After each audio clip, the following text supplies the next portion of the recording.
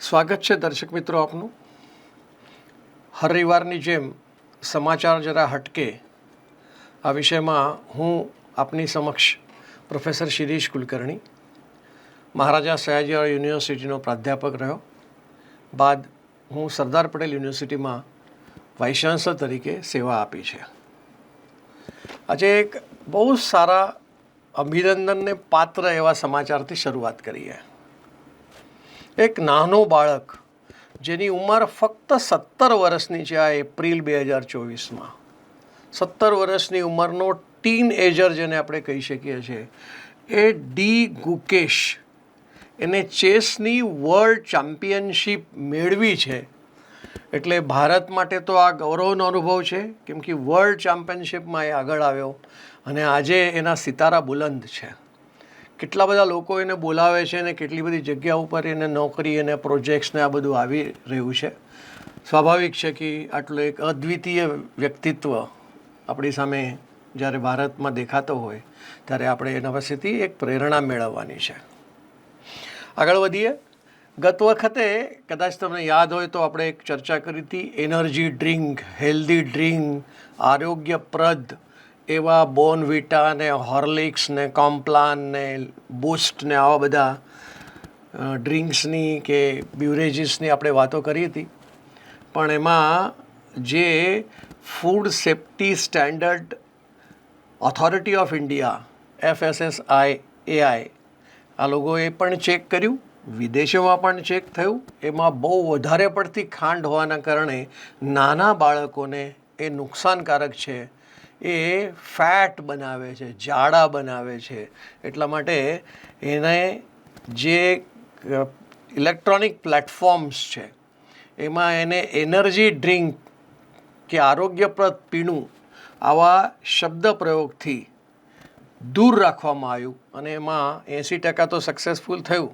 પણ એમાં જે નવું પીછું ઉમેરાયું, હવે આ લોકો એને એનર્જી ડ્રિંક તરીકે હટાવી દીધું, એના પર હવે ચાદર ઓઢાડી દીધી અને નવા નામ સાથે આવી રહ્યા છે, મિલ્ક ડ્રિંક તરીકે, ન્યુટ્રિશિયસ ડ્રિંક તરીકે. આવું કંઈક નવી ચાદર એના પર ઓઢાડીને એ શરૂ કર્યું છે. આ તો થયું નાના બાળકો માટેના બોર્નવિટા અને હોર્લિક્સના વિશેની વાત આપણે કરી. પણ હવે બીજું એક તત્વ ઉમેરાયું. તમે કદાચ બહુ જાણતા હશો જ, ટીવી પર રોજ જાહેરાત આવે છે, એક પણ દિવસ કે એક પણ ચેનલ આમાંથી બાકાત નથી. એવું છે મસાલા, MDH મસાલા અને એવરેસ્ટ મસાલા. એનાથી આપણે ખૂબ જાણીતા છીએ અને ખૂબ પ્રખ્યાત જાત જાતના ખાણામાં, ખોરાકમાં અલગ અલગ મસાલાઓ વપરાય છે અને ખૂબ ફેમસ છે. પણ આ જ મસાલા એક્સપોર્ટ પણ થાય છે, વિદેશમાં જાય છે. પણ ત્યાં ફૂડ સિક્યુરિટી રેગ્યુલેટર એને આ મસાલા ચેક કર્યા, ક્યાં? હોંગકોંગ અને સિંગાપુરમાં. તો એમને એ મસાલાની અંદર મિથેલ ઓક્સાઇડ, મિથેલિન એક્સાઇડ, આ એક કેમિકલ છે જે પેસ્ટિસાઇડ્સમાં વપરાય છે. એનું જે પ્રમાણ આ મસાલાની અંદર દેખાયું એ જરા વધારે પડતું દેખાયું. એટલા માટે હોંગકોંગ અને સિંગાપુરની અંદર આ બંને મસાલા MDH અને એવરેસ્ટ આ બંને મસાલા પર પ્રતિબંધ મૂકી દીધું છે. સ્વાભાવિક છે, ભારતમાં પણ food safety standards authority of India એના તરફ નજર કરી રહી છે. જોઈએ થોડાક સમયમાં કદાચ ભારતમાં પર એના ઉપર કોઈ સ્ટેપ્સ લઈ શકાશે એવું લાગે છે. આગળ વધીએ. તમે કદાચ યાદ કરશો, આપણે ABCની એક વખત વાત કરી હતી, એકેડેમિક બેંક ક્રેડિટ. બીજી અપાર તરીકે પણ આપણે એક વાત કરી હતી જે વિદ્યાર્થીઓ માટે હતું. શિક્ષણ પછી નોકરી, એ નવા વિષય સાથે આપણે આવીએ છીએ. તો કેન્દ્ર સરકારે એક નવું પોર્ટલ ઊભું કર્યું છે અને એનું નામ છે નેશનલ કેરિયર સર્વિસ. બીજા શબ્દોમાં કહેવું હોય તો રાષ્ટ્રીય કારકિર્દી સેવા. શું કરે છે આ પોર્ટલ? આ પોર્ટલ પર જેને નોકરી જોઈએ છે અને જે નોકરી દાતા છે, આ બંનેને ભેગા કરવાનું એક આ પોર્ટલ કેન્દ્ર સરકારે શરૂ કર્યું છે. અને એના ઉપર ખૂબ બધી એપ્લિકેશન્સ ને રજૂઆતો ને બધી આવી રહી છે. પણ વિશેષતા એ છે કે આ પોર્ટલને આર્ટિફિશિયલ ઇન્ટેલિજન્સ સાથે પણ કેન્દ્ર સરકારે જોડી દીધું છે. જોજો, આમાં એકલા બે નોકરી ઈચ્છતા અને નોકરી દાતાની સાથે સાથે જે રિક્રુટમેન્ટ કરવાવાળા છે, નિયુક્તિ કરવાવાળાની જે સંસ્થાઓ છે, ઓર્ગેનાઇઝેશન્સ છે, અને કેન્દ્ર સરકારનો સંબંધિત વિભાગ એ પણ આ ડિજિટલ પ્લેટફોર્મની અંદર જોડાયેલું છે. પણ એને થોડોક ડેટા આપણી સમક્ષ આવ્યો છે અને એ NCS પોર્ટલ એટલે નેશનલ કેરિયર સર્વિસ, આ પોર્ટલ પરની થોડીક માહિતી આવી છે. તો નોકરી દાતા 2023માં 0.8 મિલિયન હતા, જ્યારે 2024માં આ સંખ્યા વધી ગઈ અને 1.5 મિલિયન લોકોએ આના પર પોતાનું એ નામ મૂક્યું છે. પછી નોકરી મેળવતા અથવા નોકરી માગતાને શોર્ટલિસ્ટ કર્યા છે, અને શોર્ટલિસ્ટ જે 2023માં કર્યા હતા એ હતા 5.7 મિલિયન, અને 2024 એટલે જો કેટલો વધારો થાય છે, 8.7 મિલિયન. એટલે આ જે સેવા છે, આ નેશનલ કેરિયર સર્વિસ, આ પોર્ટલની મુલાકાત પણ યુવાનોએ લેવી જોઈએ, જેથી એક આપણને મદદરૂપ થાય એવું એક કેન્દ્ર સરકારનું આ એક પગલું છે જેનો આપણે લાભ લેવો જોઈએ. આગળ વધીએ. આજકાલ લોકસભાના ચૂંટણીનો પ્રચાર અને ચૂંટણીના બાબતોમાં કેટલી બધી વાતો આપણે જોઈ રહ્યા છે. એની સાથે સાથે કદાચ આપણે જો ચુનાવ આયોગની વાત કરીએ, ચૂંટણી પંચની જ્યારે વાત કરીએ, ત્યારે ચૂંટણી પંચ પણ ખૂબ પ્રયત્ન એવું કરતું હોય છે કે જેમાં વધુમાં વધુ મતદાન થાય. ખબર નહીં કેમ પહેલો ફેઝ અને બીજા ફેઝની અંદર પણ ગત 5 વર્ષ પહેલાં જે મતદાન થયું એના કરતાં સહેજ મતદાન ઓછું થયું છે, એ વાત પાકી. પણ આમાં કોર્પોરેટ સેક્ટર, મોટી મોટી કંપનીઓ પણ કૂદી પડી છે કે ભાઈ મતદાન તમે ચોક્કસ કરો. દરેકે પોતાનું કર્તવ્ય સમજીને આ કરવું જોઈએ. આવી જાહેરાતો પોતે કંપની જાતે પોતાના ખર્ચે આગળ આવી છે. એમાં ડાબર એક છે જેને 40 રેડિયો સ્ટેશન પર આ જાહેરાત મતદાન વધારવા માટે પ્રયત્ન કર્યો છે. શ્રી સિમેન્ટે પણ આ ઝુંબેશ શરૂ કરી છે. એમને કીધું છે વોટ સોલિડ, દેશ સોલિડ. સિમેન્ટ કંપની છે ને એટલે સોલિડની તો વાત કરે, સ્વાભાવિક છે. એવી જ એક મોહિમ ટિન્ડરવાળાએ કીધું છે કે એને એક એપ બનાવી છે, અને એપ સ્ટીકર, એમાં વોટિંગ માટે ભાગીદાર જોઈએ છે, આવું એક સ્ટીકર બનાવ્યું. બીજું એક સ્ટીકર બનાવ્યું ફર્સ્ટ ટાઈમ વોટર, અને ત્રીજું બનાવ્યું છે આઈ વોટેડ, મેં વોટ કરી દીધું છે. આ પ્રકારનું પણ એક એપ કર્યું છે. એક આશ્ચર્યની વાત અથવા આપણને લાગે કે વાહ આવું પણ થાય તો બહુ જ સારું. એક રેપિડો નામની કંપની છે જે મોટરસાઇકલ ભાડે આપે છે. મોટરસાયકલ ભાડે આપતી આ રેપિડો કંપનીએ કીધું છે જે કોઈને મતદાન કરવા પોતાના જગ્યા પરથી મતદાન મથક સુધી જવું હોય તો અમારી મોટરસાયકલ તમને અમે મફત આપશું, એનું કોઈ ભાડું અમે નહીં લઈએ. આ પ્રકારની પણ એક ઝુંબેશ શરૂ થઈ છે. આપણે દર વખતે આવકવેરાની ચર્ચા કરીએ છીએ, પણ ખબર છે માર્ચ 31મીએ ફાઇનાન્શિયલ યર 23-24 પૂરું થયું, એટલે હવે આખા વર્ષનો ડેટા આપણી સામે આવ્યો છે. તો આવકવેરાનો જે અંદાજ હતો અંદાજપત્રમાં અથવા બજેટ હતું, એ બજેટમાં જેટલો આવકવેરાની આવકની સંખ્યા આવક લખી હતી એના કરતાં પણ વધુ આવકવેરો મળ્યો છે, અને એ 17.7% આવકવેરો વધારાનો મળ્યો છે. ધ્યાન રાખજો, આમાં એસ્ટિમેટ જે કરવામાં આવ્યા ને એમાં રિવાઇઝડ એસ્ટિમેટ પણ કરવામાં આવ્યા, પણ એ રિવાઇઝ એસ્ટિમેટથી પણ આ આગળ વધી ગયું છે. દાખલા તરીકે એમાં સ્વાભાવિક છે આવકવેરામાં 2 ભાગ છે. કંપની વેરો એટલે જેને અમે કોર્પોરેટ ટેક્સ કહીએ છીએ. કંપની પોતાના આવક પર જે ટેક્સ ચૂકવે છે એને આપણે કોર્પોરેટ ટેક્સ કહીએ. અને વ્યક્તિ તરીકે સેલેરીડ એમ્પ્લોયી અથવા નોન સેલેરીડ હોય પણ એ કંપની નથી એવા વૈયક્તિક આવકવેરાના પણ આપણને ડેટા મળે. આશ્ચર્યની વાત છે કે કંપનીનો આવકવેરો વ્યક્તિગત આવકવેરા કરતાં ઓછો છે. ફિગર જોઈએ તો 2023માં કોર્પોરેટ ટેક્સ 8.26 ટ્રિલિયન હતું, જે 2024માં 9.11 ટ્રિલિયન થયું. એટલે વધારો જે થયો છે 10.3%. હવે જોજો વૈયક્તિકવાળો, એ ખૂબ સારી ફિગર છે. વૈયક્તિક ઇન્કમ ટેક્સ 2023માં 8.33 ટ્રિલિયન હતું અને 2024ની અંદર આ 10.44 ટ્રિલિયન હતું. એટલે જે વધારો છે એ 25.3% વધારો આપણને જોવા મળે છે. એટલે જો 25% જો વધારો વૈયક્તિક વેરો સરકારને વધારે મળતો હોય તો આવક સરકારની વધી છે. આગળ વધીએ.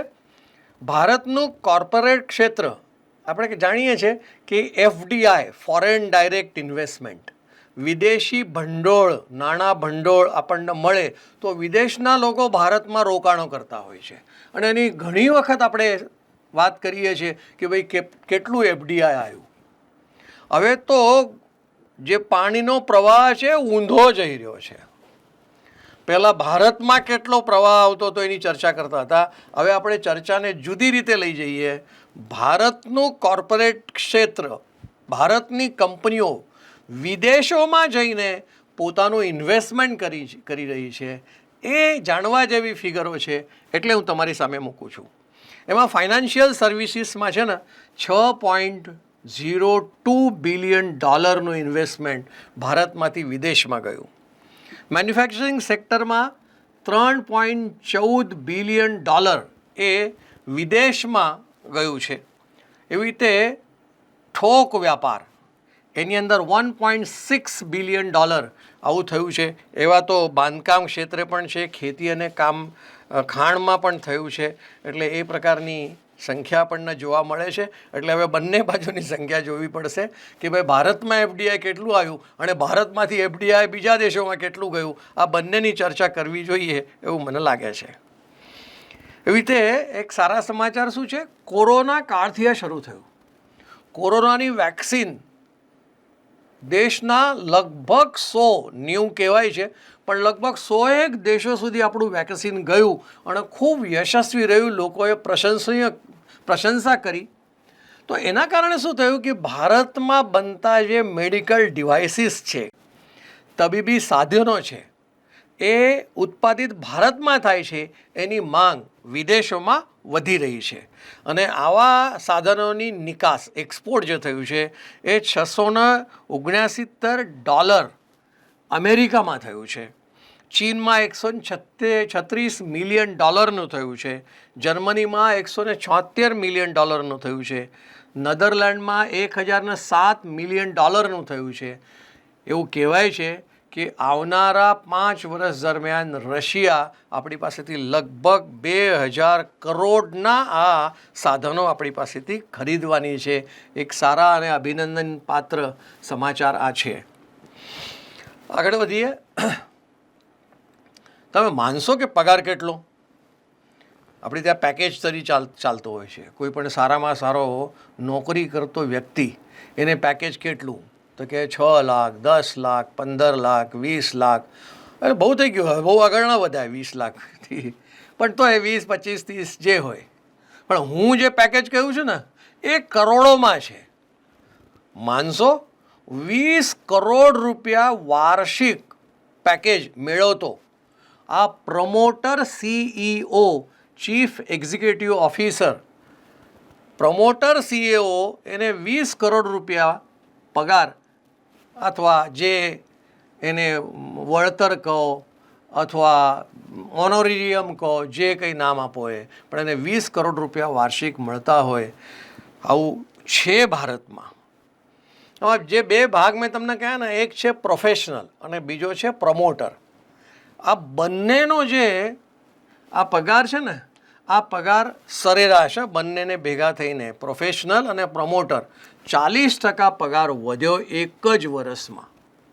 જોઈએ જો 2020ના આંકડા લઈએ તો આપણને મળે છે કે CEO પ્રમોટરને 10 કરોડ મળતા હતા, જે વધીને 16.7 કરોડ 2024માં થયા.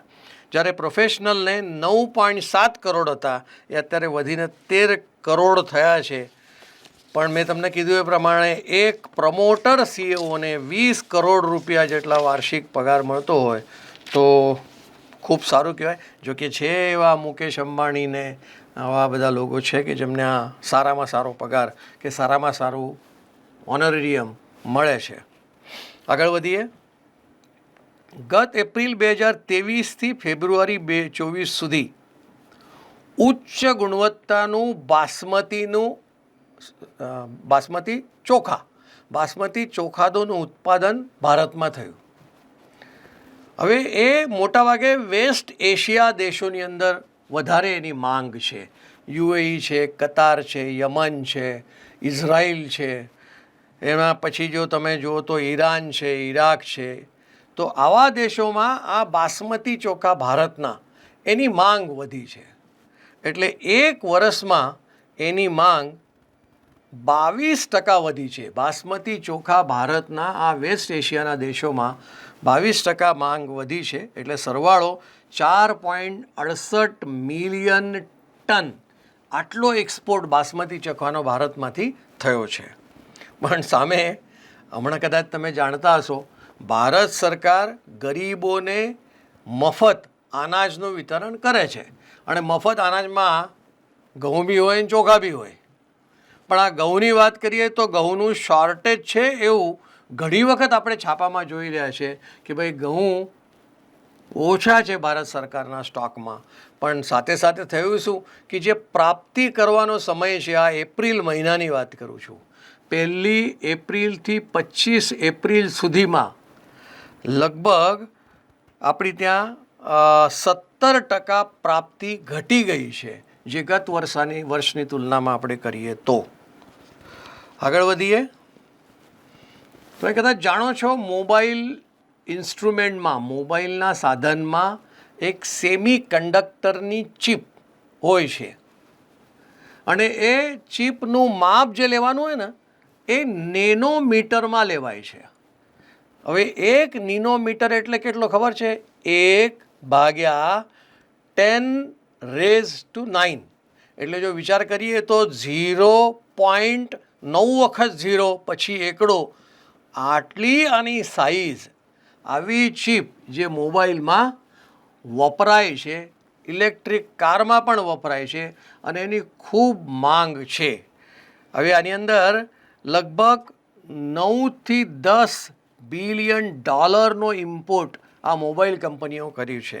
એમની તો ખૂબ ઈચ્છા વધારાની છે, વધારે જોઈએ છે, ઘટે છે. ટાટાની જે કંપની છે ધોલેરામાં સેમિકન્ડક્ટરની ચિપ બનાવવાના છે, પણ એની જે સાઇઝ છે એ લગભગ 28 નેનોમીટરની આ રહેવાની છે. આ નેનોમીટર આપણે સાઇઝ એની જોઈએ એટલે કેટલી સાઇઝ છે. અને આટલું નાનું અમસ્તું ચિપ સેમિકન્ડક્ટરની ખૂબ માંગ છે. તાઇવાન જેવા દેશમાં, યુક્રેન જેવા દેશમાં આનું ઉત્પાદન વધારે હતું. ટાટાવાળા હવે શરૂઆત કરવાના છે. એક ટીવીના ક્ષેત્રમાં નવા સમાચાર આવી રહ્યા છે.